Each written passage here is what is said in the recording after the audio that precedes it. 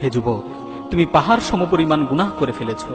গুনাহ করতে করতে গুনার সমুদ্রে হাবুডুবু খাচ্ছ। পৃথিবীর এমন কোনো খারাপ কাজ বাদ নেই যেটা তুমি করনি। পৃথিবীর এমন কোনো পাপাচার বাদ নেই যেটা তুমি করনি। তুমি মনে মনে ভাবছো যে আল্লাহ সুবহানাহু ওয়া তাআলা তোমাকে কখনোই ক্ষমা করবেন না। আল্লাহর রহমতের ব্যাপারে তুমি নৈরাশ হয়ে গেছো।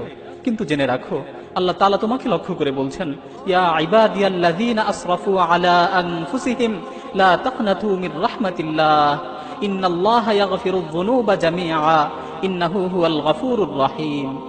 হে আমার বান্দারা, যারা নিজেদের উপর জুলুম করেছো, যারা নিজেদের উপর অবিচার করেছো, যারা নিজেদের ব্যাপারে সীমা লঙ্ঘন করেছো, লা তাকনাতু মির রাহমাতিল্লাহ, তোমরা আল্লাহর রহমতের ব্যাপারে নৈরাশ হয়ে যেও না।